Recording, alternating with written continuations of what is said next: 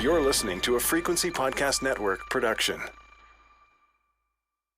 When we cover the economy, on a show like In This Economy or even on The Big Story, we focus on the cost of living. As we should.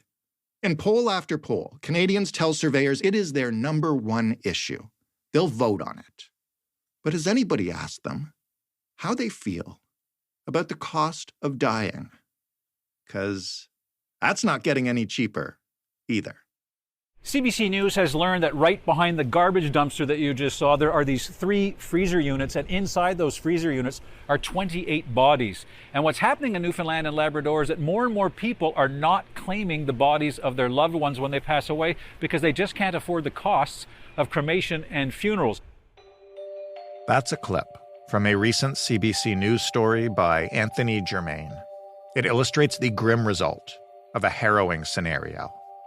What happens when a significant portion of the population can't afford the costs associated with the death of a loved one?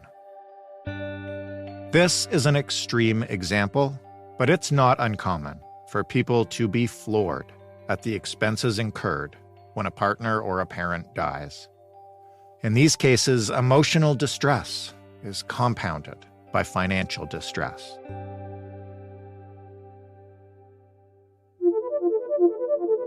I'm Jordan Heath Rawlings. You are listening to In This Economy, where we help you understand the systems that create your money problems, from birth to death, and everything in between. When we first started working on this episode, we weren't responding to a specific listener email or a voicemail. It's just that our team heard that awful news story from Newfoundland, and we couldn't stop thinking about it. It's an uncomfortable topic to think about, even less comfortable to talk about. But we wanted to explore it because it's something we're all going to have to face sooner or hopefully later. And as if to prove that point, just a few days ago, as we were putting the finishing touches on this episode, we received an email from a listener we're calling Cheryl. Cheryl told us a devastating story about losing her mother at the same time as her father was diagnosed with a rapidly advancing form of dementia. A huge snag. Dad was Mom's executor, and while she had a valid will at the time of her death, no provisions had been made for a future situation in which Dad might be incapacitated. After an extended, grueling period of trying to help our mother with end-of-life care while she remained in a publicly funded Catholic hospital with an outdated philosophy, and keeping tabs on Dad, who was in acute care 200 kilometers away from Mom, my sister and I were utterly exhausted and sought help from a funeral home. They're not bad people, but it certainly is a buyer beware situation, and we had no fight left in us. Jordan, I wonder if there's a way for us to rethink what a funeral needs to be and how we can avoid paying what feels like exorbitant fees for so many things, or how we can avoid paying for too many things, period. So today, we are turning to someone who is trying to help people do just that and have those uncomfortable conversations. Erin Bury is the co-founder of Willful, which is a digital estate planning app. Her stated mission is to make estate planning more accessible and affordable, to get rid of those surprises. Erin, have you heard the story out of Newfoundland about, unfortunately, bodies piling up in freezers outside of a morgue? Because apparently some people are really struggling to afford the cost of burying their loved ones. I have heard that, and obviously it sounds shocking, but as we're going to get into today, it's a huge barrier. So it ultimately doesn't surprise me that folks are having challenges, paying the bills for, helping honor their loved ones. For those of us who have been, I guess, lucky enough not to have to coordinate burial, estate, funeral plans, etc. for a loved one, can you maybe just walk us through the costs that arise after someone passes away, and especially, I guess, if they pass away suddenly or unexpectedly? Absolutely. Well, there's a few components. So the first is kind of funeral and burial plans. So, cremation has gone up a ton in Canada. So now 72%, as of 2018, 72% of folks are cremated versus 48% in 2000. So Wow. we're seeing that rate go up a ton. And cremation is typically more affordable than burial. So for cremation, you're looking at typically between about $2,000 to $5,000, whereas for burial, it's between $5,000 and $10,000. Now you could have a $1,000 burial, you could probably have a $100,000 celebration of life, depending on what you're looking for. And there are these kind of new direct-to-consumer cremation companies like Erin that are kind of bringing that cost down, similar to other companies kind of cutting out the middleman and bringing costs down. So. But that's just one component of the cost of passing away is, okay, how do we bury or cremate our loved ones? How do we have a celebration of life that honors them? Then you also have to look at the cost of kind of legal and government fees and the cost of actually wrapping up someone's estate. So that means the executor of the estate paying probate fees, which are typically 1.5% of the estate in Ontario, and they vary across Canada. Then you're usually paying a lawyer or an accountant or both to help with filing the final tax return and navigating closing up the estate, which is super complex. And so it all really, really adds up, from celebrating and honoring someone's life to hiring professionals to navigate the process. And to your point, the less prepared you are, the more expensive it is. You speak to people a lot who are in the middle of this and dealing with these costs. Why are people so surprised by these costs? We do anything and everything we can as a society in Canada to avoid thinking about our own mortality. Right. And that's because of a couple of reasons. Number one, it's uncomfortable. No one really wants to sit around on a Friday night with a glass of wine talking about death when they could be watching Netflix. But also it's not something that we ever learn about, right? I mean, we learn about a bunch of other things in school. We certainly don't learn about estate planning and the importance of it and the cost of dying. So I think a big reason is, frankly, ignorance. We truly don't know how much it costs to pay for things like funerals. We don't know anything about probate fees or how taxes work when you pass away. So I don't think it's because people are just malicious and want to leave a huge mess and a giant bill for their family. It truly is, we just don't know any better as a society, and we certainly don't prioritize taking the time out to actually learn more about it. I want to talk through the stages that you mentioned in terms of what we have to do. And maybe let's start with burials, because I understand the cost has been rising. And why is that? And also, I guess I'm just curious because I've seen some stories about this. Burial plots are somewhat like real estate, I guess, in that scarcity drives the price up. How does it work? Yeah, it's a great question. I mean, I'm in the digital pre-planning business, so I can't speak too much to the land ownership side of cemeteries. But what I can say is, so we're partnered with Arbor Memorial, which is the largest funeral home chain in Canada. So I reached out to them and I said, listen, send me the trends, send me the data. They reported that in 1980, the cost of cemetery services alone was $8,000. So the cost to bury someone. And that as of 2010 was $18,000. Oh, wow. So a lot of this just goes back to, number one, inflation, right? These costs are just going to go up over time along with everything else. And then I think just objectively, the other reason is scarcity, as you mentioned. Like, there's just not as many places to bury people. And so, with scarcity comes prices going up.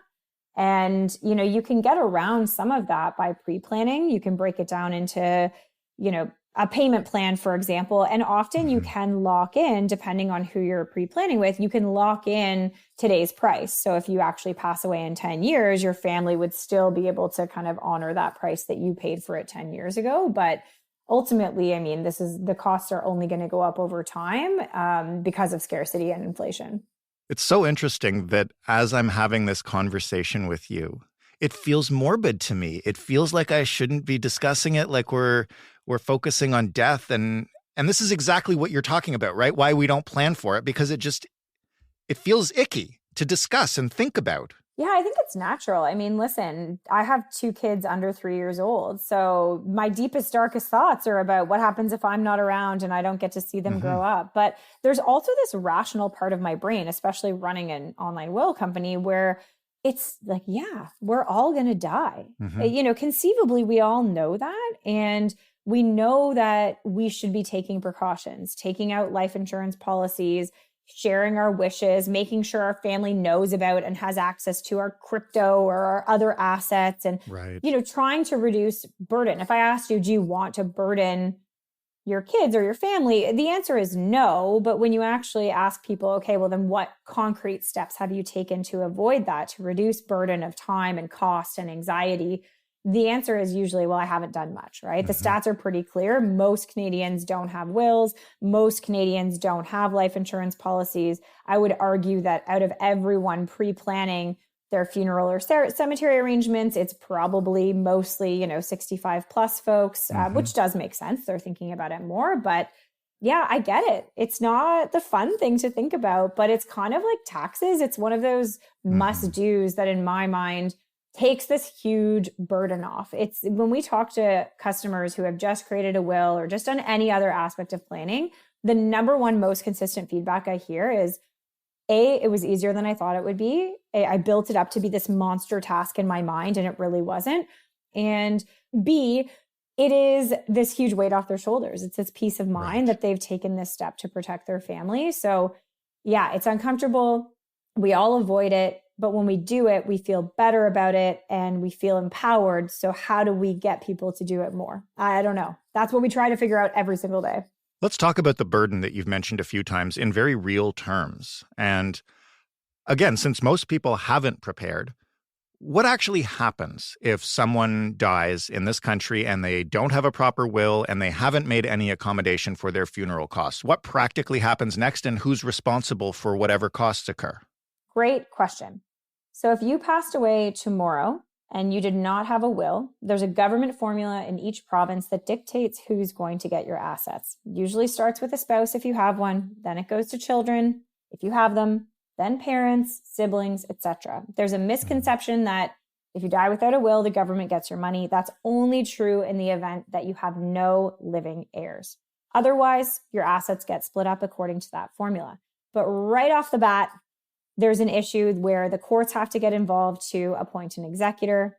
It can be a messy process. And that's where right off the bat, you might be incurring some legal fees, that are going to cost you more than if you had had a will that clearly stated who the executor would be.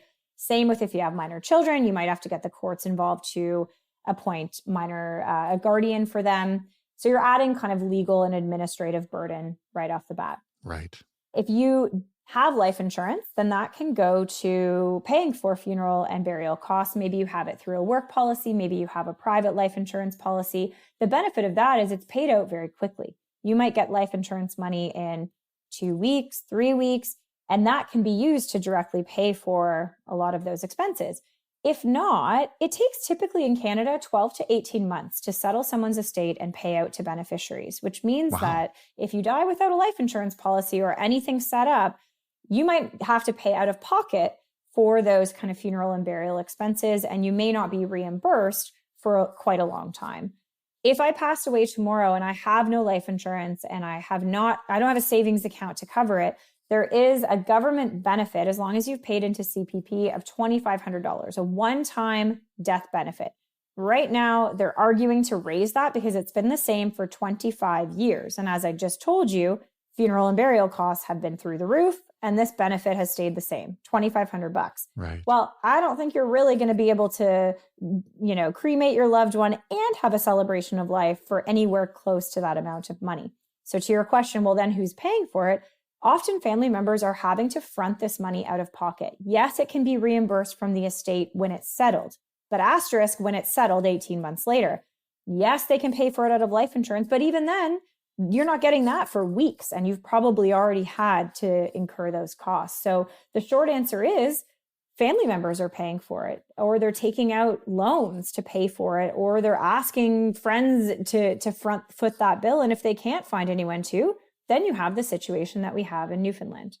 Have you noticed and I guess you might not be at the front of this, but an increase in the number of people who are right on the edge of not being able to afford that when they need to. I've seen in the past couple of years, I've seen a couple of crowdfunding efforts to support a celebration of life. And I guess I'm wondering, like, with how tight everything is, are we seeing more people who are in that, maybe not the extreme situation we're talking about in Newfoundland, but are in a situation where they're struggling to honor their loved ones in a way that allows them closure and lets them feel like they're really saying goodbye? I mean, absolutely. I mentioned that there's a call to increase this death benefit. So it's the Funeral Service Association of Canada that is kind of calling on the government saying $2,500 isn't enough. It's been the same for 25 years. Families cannot honor their loved ones with that amount of money. And in the article I read about it, it said over 10% of Canadian seniors are living at or below the poverty line. So, that's the seniors themselves. You might say, well, their family that they're leaving behind might have the money to front it, but in many cases, they don't. So yeah, I think we're seeing an increase in folks who are not able to honor their loved ones the way that they want to, that are having a capital crunch at the time they pass away, and that are ultimately kind of bearing the burden of both lack of planning, but also just lack of resources to do what they would have hoped for. And you're right, you're seeing a lot of, it's like when someone's house burns down, right? You see a GoFundMe, even though they have home insurance, a lot of times there's GoFundMes to replace a lot of the things outside of insurance or to help them out. And you certainly see that when someone passes away. You see a lot of GoFundMes that are about, yes, the education fund for the kids, but also the cost of dying and the cost of wrapping that up, not to mention income replacement if the person who passed away was working. When we talk about so many people dying unprepared or without their affairs in order, what is the biggest challenge in getting someone, and here I'm not going to talk about someone 65, 70, but, somebody my age, around 40, or even somebody younger, who really, like, let's be honest, hasn't given much thought to it regardless yet? Well, I already spoke about kind of lack of knowledge, right? Not knowing what you need, not knowing what you don't know. Right. I think the biggest practical barriers, I mean, my husband and I started Willful because we wanted to get our own affairs in order. We wanted to get a will when we were in our early 30s, and we got quoted 4 figures, for a will from a lawyer, even though we had a pretty simple situation. And when we kind of looked into it and started talking to our friends about it, we found the same practical barriers, which was cost. I don't want to pay $1,000 plus for what is a relatively simple document, especially at a point in my life where I don't have a lot of complexity. I'm not Elon Musk. I don't need all of these fancy mechanics. The second barrier is convenience. So the laws around estate planning are super antiquated. Your will has to be printed on paper, signed with wet ink, stored as a physical copy in every province except British Columbia. So you can imagine. Really? COVID hits. And then all of a sudden, I don't have a printer at home. I can't get together with witnesses because, social distancing. So I think that was a big kind of come to Jesus moment where it was like, wow, these laws are so out of date. There's, so much paper involved. It doesn't work, but it's a really traditional industry and it's going to take time. So convenience is the second one, not just convenience of having to have a paper document, but also going into a lawyer's office in the middle of the workday and, working around their schedule. And then accessibility, right? If you think about, like, I live in Prince Edward County, pretty rural community. If you have mobility issues, I think there's just a lot of access to justice issues in general around low income Canadians, marginalized groups, disabled folks, being able to access legal services just across the board because of cost and convenience. So those are kind of the practical barriers. I mean, it's not true to say that we've been able to solve for all of those by, bringing this process online, because we still have to respect the legal requirements around physical documents. And, but I think you're seeing more startups and tech companies try to tackle this problem of access to justice and reduce the barriers so that it's easier for folks to either pre-plan or to deal with settling an estate when the time comes.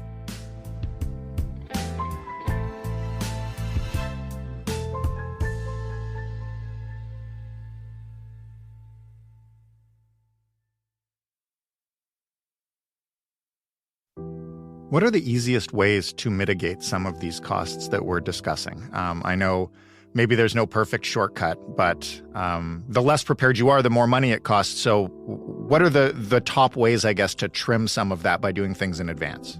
So first thing I would do if I'm listening is I would check my work group benefits plan, if I have one, to check on how much life insurance is there. So if I passed away tomorrow, what check is my family getting? It's, can be usually $10,000, $25,000, $50,000, but sometimes a lot more. That gives you the peace of mind right there that, funeral and burial costs could be covered quite easily. Obviously, if you switch jobs or you don't have coverage, then I would be looking at getting life insurance. You can get term life insurance for a pretty affordable monthly rate. And then you know that your family's kind of financially taken care of. They're not having to pay out of pocket. I would obviously, I'm biased. I run a will company, but I would get a will so that your wishes are documented, but also that the legal costs are going to be reduced after you pass because that document lays out everything that you're looking for. And then I would be very clear with your family about what you want from a funeral and burial perspective. For example, if you want to be cremated and not buried, that's cheaper. You can also prepay and pre-plan. I'm going to be honest, I'm 38 years old. Am I going to prepay for my funeral out of pocket when I just told you I have 2 kids under 3 that are very expensive? No, I'm not going to. But I'm going to make sure that I've shared my wishes. Unfortunately, I do want a very expensive celebration of life that is open bar and at a very cool location. So I will have to plan for that. But I do have the life insurance and the things set up that would give me confidence that my husband would be able to plan something great. Who knows? Maybe he'll just take that money and spend it on Vegas, but I'll be gone. So we'll see. Are you going to go for burial or cremation? I'm a cremation gal. To me, it's very practical. It's cheaper. You're saving money. It's cheaper. I want to save my relatives money, but no, I've always liked the idea of cremation. I don't like the idea of, maybe I just watched too many scary movies, but the idea of, sitting in a box in the ground. Whereas other people feel very strongly about burial, and it takes up less real estate in the world, So one thing I've been thinking about more lately is kind of sustainable burials and cremations, right? Because cremation ultimately is pretty bad for the environment. You're all of these emissions from burning someone, right? Whereas if they bury you, you feed the worms. There you go. So there's a company called Better Place Forests. I think it's actually a Canadian that started it. And they allow you to be buried under one of those big redwoods in California, which I think is kind of cool. Then there's also this new trend called aquamation, which is basically cremation, but breaking your body down with water instead of with fire. So anyways, I don't know what the cost of those, but I think innovation in the space, whether that's companies helping you pre-plan or handle the settlement process, or some of these more green burial and cremation options, will inevitably provide more competition. And I do think that will be better for the industry at large. It'll drive costs down as a whole. We mentioned that these are tough conversations to have. I find that if you can joke about it as we're doing, it can become a little easier. That's obviously much easier to do when you're in the middle of your life as opposed to thinking seriously about what's to come. How do people start these conversations with aging parents or loved ones? And, you don't know if they've prepared. You don't know how much money they've put away for it, if any. And it's tough to open a conversation with you're getting close to the end here. What do we got put away? Absolutely. And it's hard to bring that up without seeming self-serving. Okay, what's my inheritance check going to be here, right? You want to be cremated, right? You definitely want to be cremated. It's cheaper. Exactly. No expensive burials for you, Dad. I think the place that we always start, the place I've started with my own family, because listen, I'm that sandwich generation where I'm caring for young kids, but I have aging parents. My husband and I, both of our sets of parents are divorced and remarried. So that's 8 aging parents who also know that their daughter or daughter-in-law runs a will company. And so I'm definitely going to be the executor in a lot of wills. Let's just put it that way. So you need to get a bulk discount. I know, exactly. So I have a vested interest in making sure we all have a vested interest in not just making sure we have our own plans in place so we don't burden the next generation or our siblings or parents, but also so that we know their wishes so that it's easier for us. And so start the conversation with, what do you want your legacy to be? It's such a softer way to open it. Not, what's my inheritance check? Do you want to be buried or cremated? Because that's a little shocking after you asked, hey, do you want to go to Costco on Sunday? But, sit down. Hey, this is really important to me. I want to make sure I'm prepared to honor your wishes in a way that would really respect them. I can't do that if I don't know them. Maybe you haven't thought about this, but I want to plant the seed. How can I honor your legacy? Is that donating to a certain charity? Is that, like my grandmother, wanting to have her body donated to science so that she could further scientific research and have a positive impact? But ultimately, if you broach it with that, then it becomes easier to get into the logistical questions of, okay, do you have a will? Right. Do you have power of attorney documents? Do you have life insurance? Where's all this stuff stored? What about passwords to key accounts? You want me to shut down your Facebook or keep it active? You can get into the nitty gritty of that after you've had the big conversations. What if they want a funeral and you're like, I am not going to be able to afford that you've got planned there, Mom? What if they're like you and they want this amazing celebration of life with an open bar and you're like, I'm just trying to afford a casket here? Well, number one, Costco does sell caskets. So, you can go the affordable route and buy in bulk, as you were saying earlier. But I heard this story of a set of brothers in Ireland. The dad passed away and he wanted this big Irish celebration of life, tons of open bar and food and drinks. And one of the sons was like, gung-ho, let's do it for dad. And the other son was like, I don't want to do it because it's taking dollars out of my inheritance. So no, we're just going to plan this like really small party, low budget. And so it ended up going to court and the judge ruled that they had to have the big party because that was the dad's wishes and because there was money for it. So all that to say, the best thing you can do is document your wishes, document what you want. Right. And you really are responsible for funding it, right? I think expecting that if you pass away penniless, your family's going to throw you a 6-figure celebration, like an elaborate wedding, it's not really realistic. So it is, I think the onus is on us as the people who want to be honored in a certain way to set it up so that our family is equipped to honor those wishes in a way that doesn't bankrupt them. So make sure you get everything in writing, basically, ahead of time. Everything. Ideally, I mean, there's the legal documents like the will, but there's also just, you can record wishes outside of that. And the more you record for your family, the easier it's going to be. I mean, you can get down to, some people are so, I'm anal about it because obviously I run an estate planning company, but I've got a Google Drive doc that has the songs I want played at my funeral, the last social media posts I'd want posted, because, with my luck, my last tweet would be about, the latest Fast and the Furious movie. And I'd like something a little more poignant to be up there. So again, I think it can be overwhelming to think about all the things you could do to plan. Right. Realistically, there's just a few core things. Make sure there'd be money there when you pass away, either through life insurance or savings or whatever that might be. Get the legal document that's going to make it easier for your family, and then share the wishes that you want to make sure are honored. And yes, put it in writing, because that wine-fueled conversation you have about this Saturday night is not going to stick with you in 20 years. Erin, thank you so much for this. And if you do buy caskets in bulk at Costco, you end up on a list somewhere. You definitely do. Yeah, I'm definitely on some government watch list for the amount that I Google death-related topics.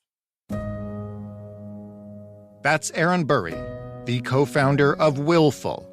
It's a digital estate planning app. Thanks to Erin for sharing her expert knowledge with us, and you can find more information about Willful at willful.co. Thanks again to Cheryl for writing in and sharing her story.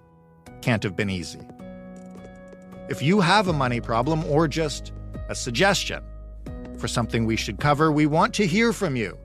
You can email us at hello@itepod.ca. You can call us and just talk it out by leaving a voicemail at 416-935-5935. We don't need your real name. We do need your real numbers, both financial and phone. Don't forget to leave a callback number so we can get in touch. Thank you so much for listening. And if you like this show, if you want more of this show, if you want us to succeed and get paid and have jobs in this economy, share this show and tell your friends to listen.